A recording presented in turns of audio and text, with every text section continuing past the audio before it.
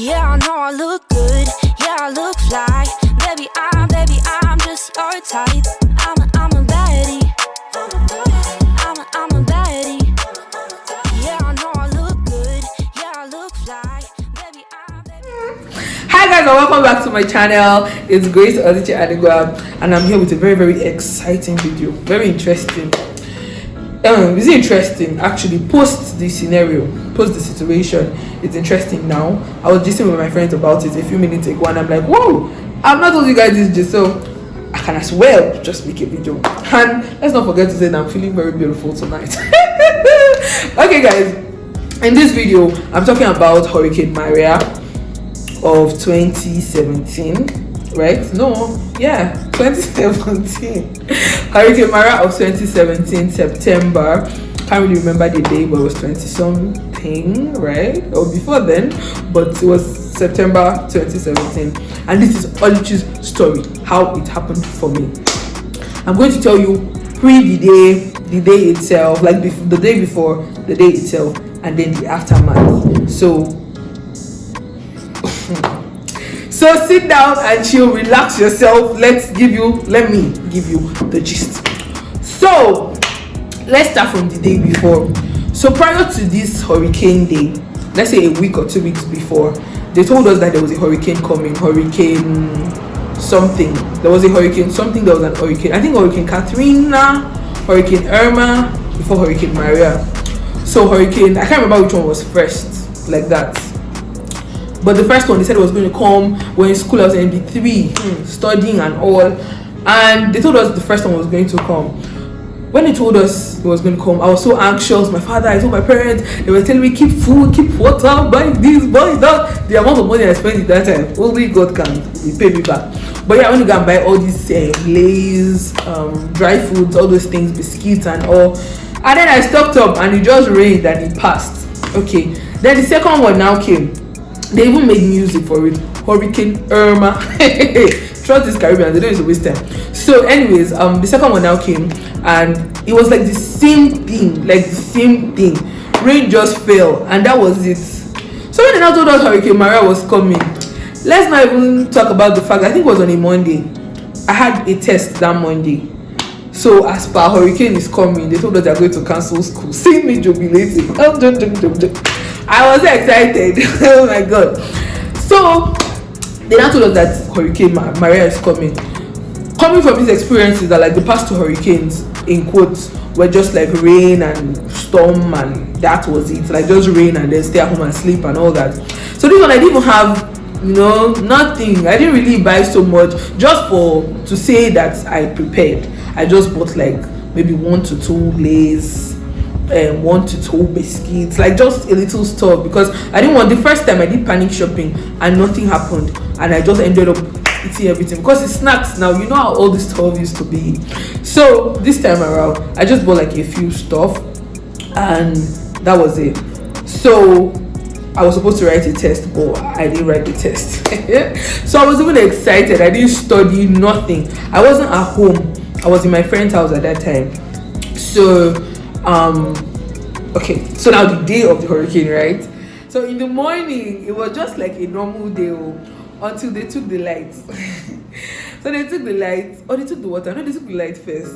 I think they took the light first, and then so the day was just going normally. I was enjoying doing my thing and all, and then all of a sudden so it started raining around 4 to 6 p.m.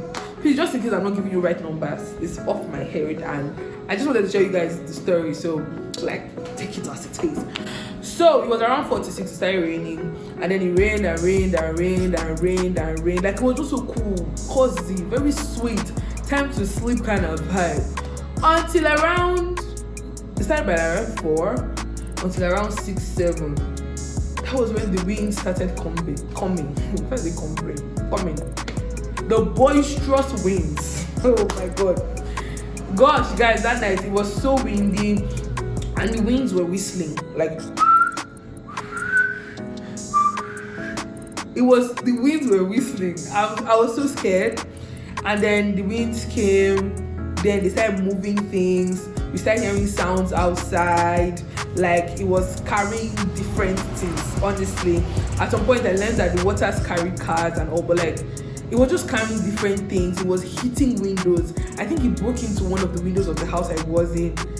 Like the wind started carrying things, like I think hearing sounds, carrying roofs, carrying different things, like honestly different things. So we're just hearing sounds. The next thing, water started entering inside the house. Meanwhile, this was a 2-story and we were on the topmost floor, and water was entering inside the house and rising. Like, do you get it? It was rising. Like it rose. Oh my god. So it started rising and rising and rising, and I now went to the bed. Most of us were on the bed. I was now praying because at this point they've taken lights. I think they took water at this point, and I don't know if the internet went off already. I was talking to my brother. That's true. I was talking to my brother, and then they took the network, whatever, all those them Flow, Digicel, MTN. What do they call them? Service providers. They went off. So just imagine, think about it. Like I was talking to my brother, I'm scared, it's happening, and then boom, the call cuts. Oh my god, I was so scared. I'm not even going to lie. In as much as right now I'm smiling and I'm chatting with you guys, but it was terrible, very very terrible. So they took the everything. So I was now left with my friends, and then we're now inside. The winds are now blowing, hitting the like window and thing. You know, one window had already broken, so it was now hitting this other one, like hitting it. It now pushed open the door, like it blew the door open. We now had to go and inside the water and all. We now took like cushion sofas to go and block the door so that the door doesn't open up and plenty water will come in and all. So I remember us pushing, like putting things behind the door and like just standing behind the door so that nothing will happen. And after that, we were able to secure it. Then the eye of the hurricane came, like the silent time. So wind, silence, and wind. You know, it's like this and all. So the eye now came, and then we just said, let's go outside to see what happened. And then we just opened the door, and our neighbor's house, we were up. So our neighbor's house, we could see like the inside of the house, like the roof had gone. So we could see like the inside. Sorry. We could see the inside. Oh my god. I don't know if I cried, I can't remember, but like it was just sad. Okay, so that was it, and then the remaining part of the wind now came and all that. Also, it was me. We're like 5 people together, so it wasn't so bad. One of us was even sleeping. Who sleeps in your weekend? You know yourself. But anyways, and one of us was sleeping. But that was that. So now the main part of the story is the aftermath. So now after the next day, we decided to go out and check up on one another. And God, I heard stories. People were locked up in their houses. People had to hide under tables because their roofs went away. People had to hide inside cupboards, like inside wardrobes and things. Like I had a friend, she recently told me that because she had a baby in the eye, she had to carry her 3-month-old baby in a bag to move to safety because I think her roof went off. I knew someone who was pregnant, and she was pregnant and she had to hide under the bed because her roof went up. Like so many sad stories. We now went, cars were bashed, cars had moved, trees had fallen, the road wasn't it, water was everywhere, supermarkets were broken down, like, you know. And then it just dawned on me that wow, it's time to survive. So I'm grateful for this, that my classmates, we were at that point, we were very together. Like, God bless those people, like God bless those souls. Shout out to Tutor, shout out to Nonso, shout out to everybody, Olise, shout out to everybody, girls, boys. If I call all of you now, this video will be very long, but shout out to all of you, you know yourselves. Like, we have to be so close. So they kind of gathered all the ladies together in a house. They brought us all together, especially because a lot of us, we had lost our homes. A lot of people had lost their houses, and also just bring a few things, and then they kept us together in one house, and then they now went to loot. Hey, looter king. Gosh, they now went to loot, and then where do I even start this from? So they went to different supermarkets. The wind, the rain the storm, the hurricane had broken down the doors of a lot of supermarkets, so they could enter inside. Some had glass and chuk things. So they had glass, and also they had to like maneuver through their way inside and then loot and bring stuff out, guys. So that morning, the next day, for some reason there were soldiers around. So when these people went to loot, a friend of mine, he looted, and then the soldiers now came. So everybody was escaping, and he was caught. And guy, they pointed a gun to his head, like they pointed a gun to his head. I'll never forget that scene because it's in my head. Do you get, like, they pointed a gun to him, and then he just dropped his stuff, and then he was like, and then he said he was never going to loot again. But they didn't shoot him, nothing happened. But like, I can imagine how traumatic that was for him though. So they looted.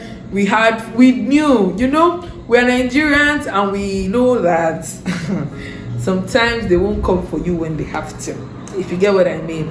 So we knew that we might be here for a while, we might be here for a long time. So we looted quite a lot of stuff. We looted quite a lot of stuff, and guys, we had to be eating like, we were eating to survive, because we had to eat like, so they looted a lot of biscuits, drinks, they looted everything lootable, trust me, everything, down to alcohol, everything lootable was looted, tissue, sugar, everything. So, but we were a lot, they gathered all of us together. So in a building, everything, we're like almost 60 to 80 people. And people still come in and come out, and we have to be there for one another. So, we were eating like, so on one day, we'll eat in the morning, let's say we eat one biscuit and half a glass of Coke or half a glass of Sprite, that kind of thing for breakfast. And then in the night, we'll now make a meal, like a real meal, and then maybe eat 1 spoon or 2 spoons, like that kind of thing, just so that we will survive. Because it was like survival of the fittest, guys, and we knew that we have green passports and they will not come for you, most likely. And then like one of the most painful part of it, I was so happy for them, but guys, we were together, and it was beautiful. I think it was sad that our Canadian, UK, Jamaican counterparts, their countries came for them. So I was living in the house close to the field where the helicopters are landing. So helicopters are landing and carrying people, and I'm there, and I don't know where, like, I don't know what's going to be next for me. Do you get? So I'm happy that they are escaping. At the same time, I'm like, God, see my life. It's because I have my passport. That kind of thing. But like, we were there, that's how we're feeding, that's how we're eating. One of my friends, her birthday came, and we had to celebrate it in the little way we could. Guys, they looted a carton of chicken necks and sausages. Oh my god, I've never eaten so much sausage in a short time, because it cannot spoil. We need to eat. So we fried everything and all, and we had to, please pardon this noise that we're hearing. I don't know why cars are choosing to roam around in the night. But anyways, I ate a lot of necks, I ate a lot of sausages and all that time. But yeah, that time was really hard. It was really, really hard. I remember one night I just gave up. I got drunk. I got drunk, and I went to go and cry, because like the life, it was just hard. Like, you get a baby girl like me. Honestly, when I saw these helicopters, in my mind I'm like, God, please let them send one from Nigeria. But then they didn't send though. Let's leave that story for another day. Nigeria didn't come for us. Every other country, like Canadians left, Jamaicans left, English people left, like people from UK, they left, and all. It was just us left. And then one day, our school decided to like evacuate us. We stayed here for like, I'm not so sure, but between 4 days to a week, 4 to 7 days, thereabout. And then like, oh, there's this part I'm going to tell you guys. When the hurricane came, sure, I told you that trees fell and all. So we had to go to our houses. Like, I had to go to my house to see how things were. As I told you, I was in my friend's house. We were studying for the tests, kind of. Then when they said there would be no school, we started turning up, that kind of thing. But yeah, like, I had to still go to my house to bring food, clothes, all those things, because man, we don't know what's going on. When I went with a friend of mine. we were climbing, like we're legit climbing trees and all because they had fallen and we need to get to the other side. So we were climbing. At some point I fell, I got injured, like no. When it was time to leave, we had like a lot of what do I call it? Going to school, coming back, writing names, all those things. Now we didn't still leave, but eventually we left. So grateful for my school for evacuating us, because I'm so sure it was not my green passport country that did it for us, but I'm grateful to my school for evacuating us. And we eventually went by boat to St. Lucia, and then we ended up in St. Vincent, and that was that. But that phase, that post-hurricane phase, gosh, I couldn't talk to my family. And one day somebody put on a generator also, and then they went to charge my phone, and I was able to reach my brother and all that, but it was really tough, but please, I'm a hurricane survivor. I didn't even tell you guys about bathing. Oh my god, bathing was just a different case. Like 3 people who share one bucket of water to bath. That secondary school boarding school vibe, that kind of thing. My boarding school said we had water. No, maybe not every time, but most of the time there was water. But no, it was terrible. And that's 1/4 of the water that you bath is till next 2 days, because there was really no water. There was no water, and we had to sleep. People were sleeping on rooftops because we had to be together. God, it brought us together, it united us in a way, but at the same time we were suffering. But yeah, I just want to thank God that that phase is over, and we are hurricane survivors. You know what it is, you know how we do it. And our hurricane survivors, and people who died, I'm sure, from that hurricane. Thank God that I'm alive, and thank God that I survived that phase. And I'm sure there are 1 or 2 things I learned. I met good people. I made new friends, and I got me closer to 1 or 2 people. It was actually a good time, and I'm grateful to God for that. So with that, I've come to the end of this video. That's my Hurricane Maria story in a nutshell. I will see if I can get pictures from my friends to put, but I'm sure I don't have any pictures, but I'll ask around and see if I can get 1 or 2 to put here. And with that being said, see you in my next video. Hope you enjoyed this story, and if you were here, please, or if you heard about it, what did you hear? Leave it in the comment section. How was your own what was it like for you? Was it just vibes? Were you hiding? What was it like for you? Please let me know, and see you in my next video. Bye.